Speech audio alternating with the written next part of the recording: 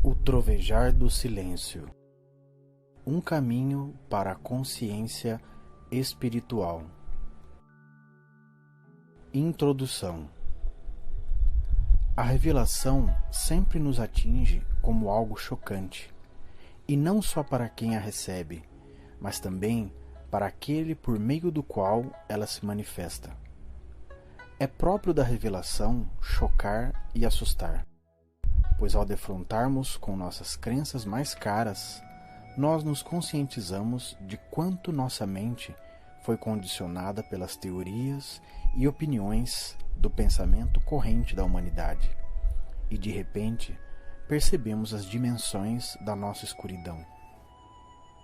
Até não muito tempo atrás, a maioria das pessoas dava um sentido completamente materialista à sua vida, acreditando que as únicas coisas reais fossem as coisas materiais e que o único poder verdadeiro fosse a força física. Foi então introduzida a ideia de um mundo mental e de um poder mental, e essa ideia invadiu tanto as consciências que o foco da atenção foi deslocado do mundo material para o mundo mental. Não tendo tido a revelação, eu também quis viver minha vida neste mundo da mente, sem nunca perceber que este é tão ilusório quanto o mundo do poder material.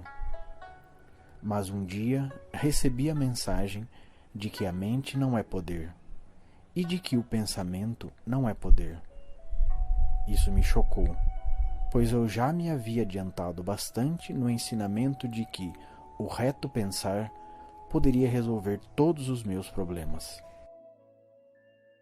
Esse fato teve diversos desdobramentos, e hoje, acostumado há muitos anos com tais revelações estarrecedoras e tendo tido o tempo necessário para que a mensagem permeasse a consciência, torno-a pública neste livro. Aqui você lerá coisas que poderão lhe soar familiares, e talvez você reaja de imediato pensando: todo mundo já sabia disso, mas posso lhe assegurar que, se alguém reagir assim, é porque se trata de uma alma já dedicada ao caminho espiritual. De fato, como pude verificar em meus estudos da literatura espiritual mundial, as verdades expressas neste livro nunca foram completa e claramente reveladas, embora constituam as bases absolutas da verdadeira vida espiritual.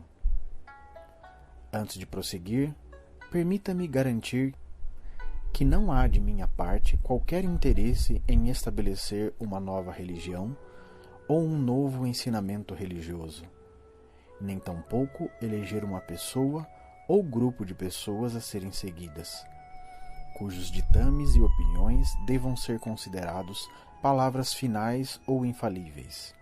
Não tenho a intenção ou o desejo de deixar atrás de mim qualquer tipo de organização religiosa. Qualquer coisa que alguém possa reunir, promover, propagar ou usar em benefício próprio, e nem mesmo nada que alguém ache que possa servir para a sua salvação.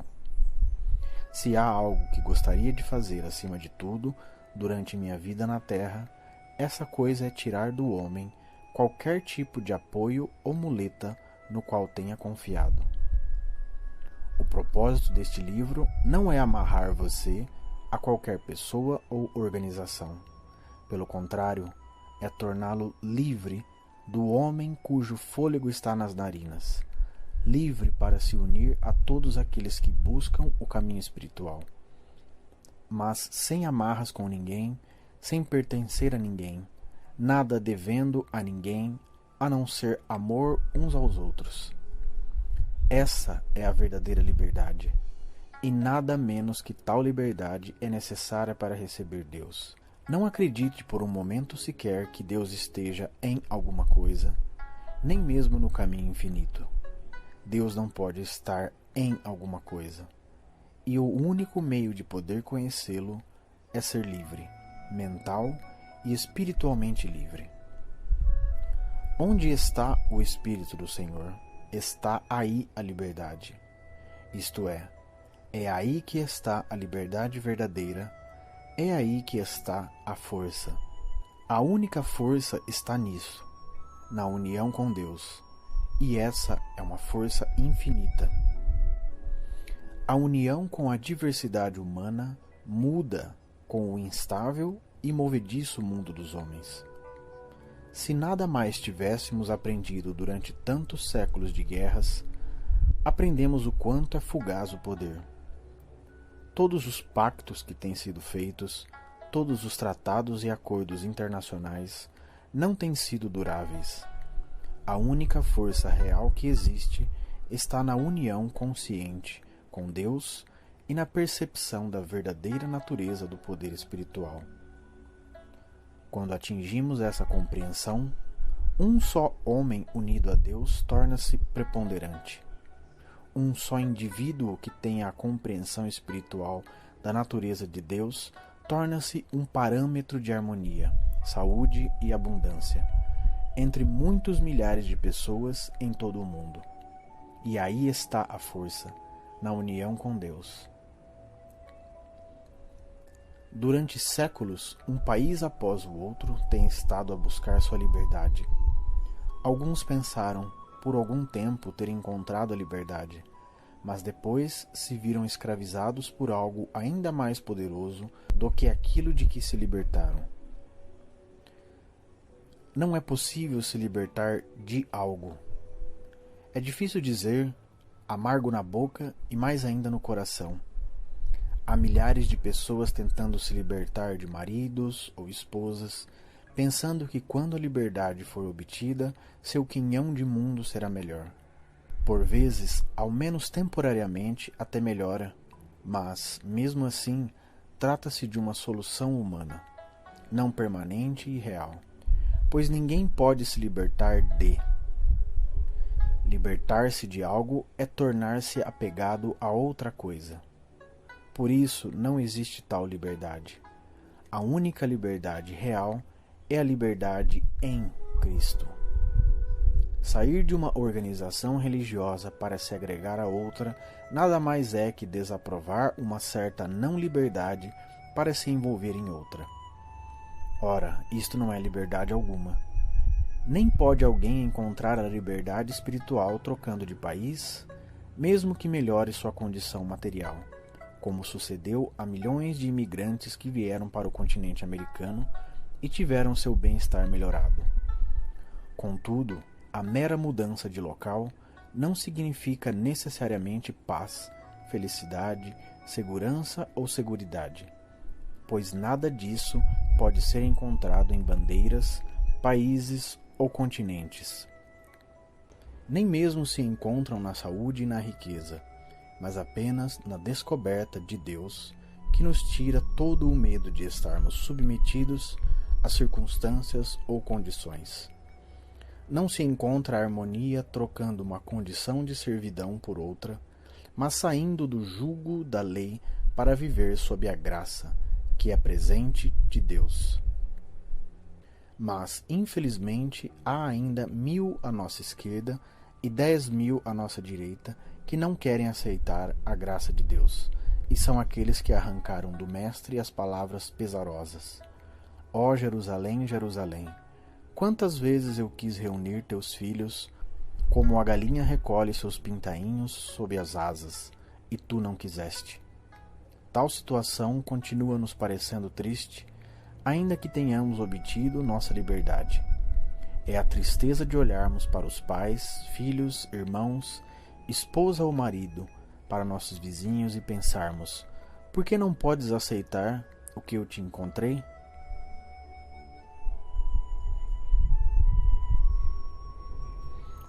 Porém, quanto mais caminharmos nessa senda, mais fácil nos será entender que isto não é acessível para qualquer um que o busque, a não ser na medida em que estiver pronto para isso. Por vezes, tornamo-nos prontos só por causa da futilidade e frustração anteriormente sofridas. Todo pecado, doença, toda perda por que passamos têm sido partes necessárias da nossa experiência como um todo, sem o que não estaríamos prontos e preparados para absorver os desdobramentos de uma verdadeira mensagem espiritual. Digo isso sabendo que alguns de nós atingiram os abismos dos maiores pecados, doenças e perdas, enquanto outros poucos teriam de que se queixar. Qualquer que seja a gravidade dos problemas que alguém tenha tido, trata-se do degrau que este alguém precisava atingir. Alguns não podem chegar às alturas da visão espiritual até que tenham estado antes no ponto mais baixo, físico, mental, moral ou financeiramente. Outros devem percorrer só metade do caminho para baixo. E provavelmente haverá quem faça bem menos que isso. Mas qualquer profundidade que você e eu tenhamos conhecido, essa era a experiência necessária para podermos chegar à altura. Algum de vocês poderá ter de ser empurrado e duramente aguilhoado, envolvido em vários problemas sérios antes de ser capaz de abraçar os princípios apresentados neste livro. Por outro lado, outros de vocês os observarão facilmente e sem ter de suportar incômodos e problemas. Isso dependerá do grau de desenvolvimento que cada um já tiver atingido antes de iniciar este trabalho. Esta mensagem comprova-se verdadeira só quando vivenciada individualmente.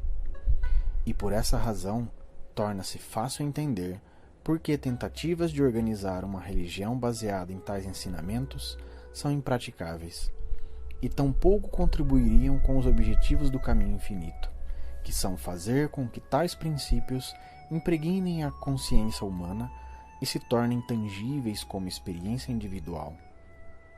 Se for feita qualquer tentativa de organizar estes ensinamentos, não será de benefício para ninguém. Da mesma forma, se for para obter uma contribuição mensal ou anual, o será sem propósito. Se forem erigidos poderosos templos para abrigar tais princípios, ou erigidas estátuas para quem os trouxe, o serão sem consentimento. Só uma coisa demonstrará a veracidade destes ensinamentos: descobrir seus princípios e tomá-los dentro do coração, da mente, da alma e do corpo, vivendo com eles, movendo-se e tendo o próprio ser neles, com e por meio deles, até que se tornem demonstráveis na própria pessoa.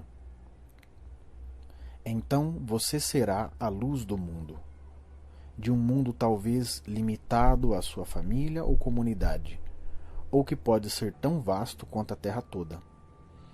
Duas pessoas não podem trilhar o mesmo caminho, não podem se envolver do mesmo modo. Tudo depende do seu grau de percepção. A mensagem inteira deste livro baseia-se no princípio da existência de uma graça interior que não atua por meio do poder físico ou mental. Tal graça de que muitos ainda não têm consciência atua apenas quando a fé em toda e qualquer coisa tiver sido abandonada. Aí incluído um Deus de quem a humanidade espera milagres, e por quem a humanidade espera desde o início dos tempos. Ao longo da história do mundo, houve diversos conhecedores destes segredos, e cada um deles, de quem temos conhecimento, compartilhou-os com aqueles que se tornaram seus discípulos e seguidores. Em todos os casos, contudo, após uma ou duas gerações, os ensinamentos foram adulterados e seu verdadeiro espírito desapareceu da face da terra, só para ser revelado mais tarde, para outros em um processo repetitivo. Diante desse fato, é natural que se pergunte qual seria a vantagem de ensiná-los de novo. Seria vantajoso viajar milhares de quilômetros ano após ano para levar tal mensagem ao mundo, sabendo que só uns poucos a receberão com proveito, para depois deixá-la novamente se perder? Minha resposta é que, hoje, as circunstâncias são diferentes. Todas as gerações passadas puderam olhar para frente, rumo à descoberta de um poder material sempre maior, e a cada geração foi descoberto algo mais poderoso. Hoje, porém, com o poder nuclear, o mundo está de fato se defrontando com os limites do poder. Pode alguém imaginar alguma coisa maior do que o poder nuclear? Haverá alguma coisa além disso, ou terá o mundo alcançado o fim de sua busca pelo poder? As verdades do trovejar do silêncio podem ser encontradas no Novo Testamento. Os leitores, contudo, não devem esperar que a simples leitura os habilite a viver segundo os princípios revelados. Aqueles que não sentirem dentro de si um eco das palavras poderão dar-se por satisfeitos com uma leitura, mas as pessoas que sentirem vibrar as cordas profundas de sua alma na primeira leitura farão deste livro seu companheiro constante, dia e noite, domingos e dias santos, até que o estado de consciência materialista comece a ceder e elas se rendam, de modo que a consciência transcendental lhes tome a mente, o corpo e o dia a dia de sua vida. Mais de 30 anos de experiência demonstraram, para além de qualquer dúvida, que essa mudança de consciência pode acontecer com qualquer pessoa que continue adotando com firmeza os preceitos dessa mensagem. Essa mudança pode ocorrer dentro do leitor antes que considere possível viver em consonância com o Sermão da Montanha. A finalidade deste livro é revelar a consciência transcendental e, desse modo, desenvolver a consciência individual, até que a pessoa possa dizer sinceramente: eu vivo, mas já não sou eu. O Cristo é quem vive em mim. Nosso propósito só pode ser alcançado morando, vivendo e tendo o próprio ser e estando continuamente no Verbo. Parte 1. Da escuridão para a luz. Os dois pactos. Em nossa humanidade, somos filhos da escrava, subjugados pela carne e suas imposições, presos às coisas, aos pensamentos e às atividades da carne, quer se trate da carne do corpo, quer seja a carne chamada dinheiro ou outras formas do ser humano viver. Vivendo na e pela carne, como descendentes da escrava, estamos sob a lei da matéria, as leis da economia, da raça, da religião e da nacionalidade, sob o contrato que foi gerado pela escravidão. O outro pacto, que é o de nossa adoção espiritual, acontece pela atividade consciente dentro do nosso próprio ser, e no momento em que estivermos prontos para a transição, já que a transição de humanidade para a filiação espiritual se dá exclusivamente pela graça. Quando alguém diz que gostaria de ser um filho de Deus e de ser livre das mazelas da carne, geralmente não quer dizer exatamente isso. Quer dizer que gostaria de ser livre das mazelas da carne, mas sem abrir mão de seus proveitos e prazeres. É por essa razão que, como seres humanos, não podemos escolher ser filhos de Deus.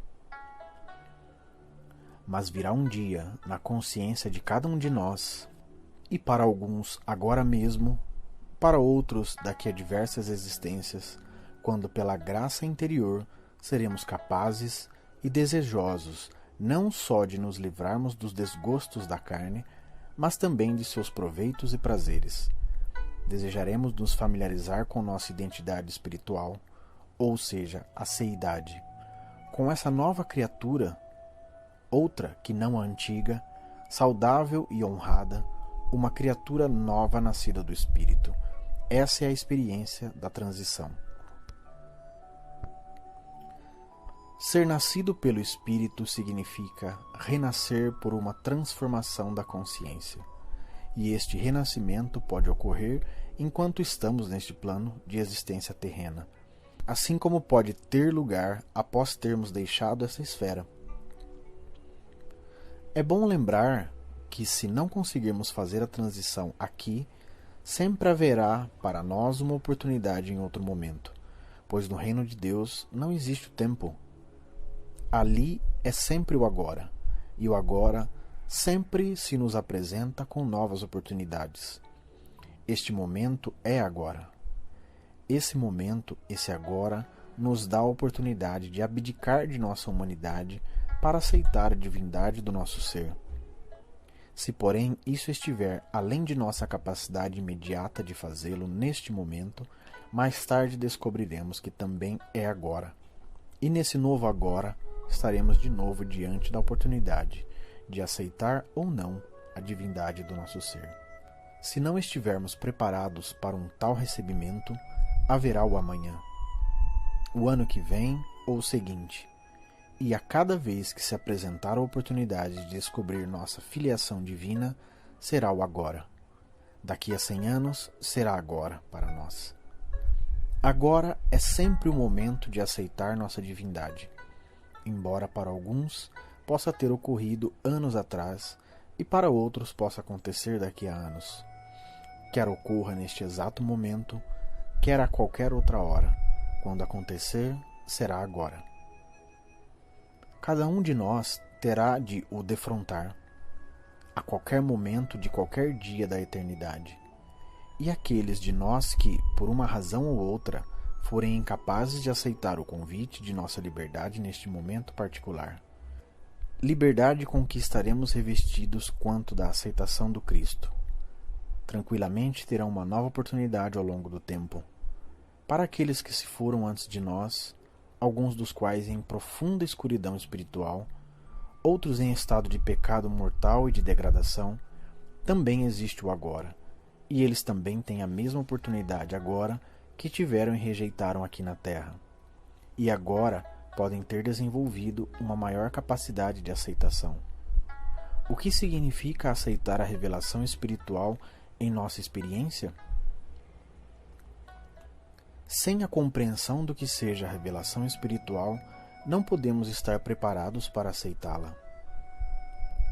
Apesar de a maioria das pessoas afirmar acreditar em Deus, na verdade, muitas delas não acreditam. De fato, podem acreditar que há um Deus, ou ter uma crença acerca de Deus, mas não têm fé, nem percepção e nem convicção.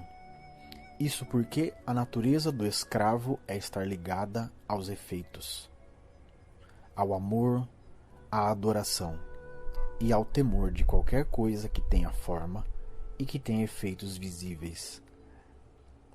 Podem ser fisicamente saudáveis, de coração, fígado ou pulmões. Podem ter montanhas de dinheiro, investimentos ou imóveis.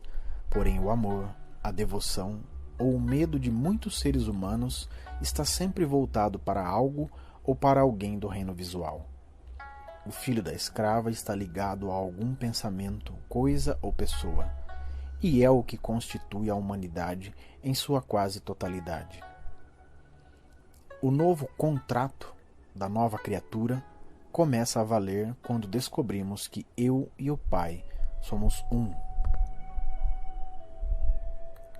E tudo o que o Pai tem é meu. Eu olho para uma única direção, a do infinito invisível. Então o que vem de dentro eu reparto gloriosamente, com liberdade e júbilo. A transição para a filiação divina implica mudar a fé no que é visível para a fé no infinito invisível, no que jamais poderá ser visto, ouvido, saboreado, tocado, cheirado, ou mesmo pensado e argumentado. Tem de ser uma fé em si mesma, que não pede razões. Deve haver uma convicção avassaladora, condizente com essa fé, mesmo antes de se saber o que é. Ou seja, um instinto profundo, uma instituição, uma intuição, uma graça interior. Não haverá sinais a seguir. Os sinais seguem aquele que crê. Quando a fé se instala, os sinais vêm. Se nos dedicarmos a qualquer sinal, qualquer coisa ou pensamento em que podemos nos apegar, então tal coisa ou pensamento será algo sobre o qual repousa nossa fé, em vez de estar no infinito invisível, que é Deus. É possível pensar e repensar na verdade, e até certo ponto isso é natural e certo. Porém virá um momento em que o pensamento para, se faz um branco, quase um vazio, e então neste vazio jorra a presença, a força de Deus. Podemos atingir essa presença apenas estando despidos num momento de completo silêncio, quando todo o processo de pensamento estiver parado, quando nada tivermos para nos apoiar, nada em que nos fixarmos nossa felicidade e tivermos nos tornado estéreis e vazios. Este é o momento em que percebemos que, mesmo sem poder conhecê-lo, senti-lo ou pensá-lo, aí está uma presença invisível, um algo inatingível que todavia é atuante, e que dentro da sua própria invisibilidade manifestará tudo o que for necessário ao nosso desenvolvimento. Se acharmos que somos alguma coisa, erraremos gravemente. Apenas quando atingirmos a renúncia a nós mesmos é que a divina seidade de nosso próprio ser revelar-se-á. E o caminho é o silêncio. O silêncio não é ausência de som, mas um estado de consciência que nos torna capazes de refrear qualquer reação da mente ao que é visto ou ouvido. Por exemplo, podemos ver e reconhecer uma sombra na parede, uma figura assustadora, e não ter reação de medo sabendo que é uma sombra. Quando a consciência tiver atingido o conhecimento de uma força, de uma lei, uma substância, uma causa, a unidade, não mais responderemos com medo, dúvida ou horror a qualquer coisa vista ou ouvida. E então a consciência terá ido além da força e atingido o silêncio. A cura da consciência.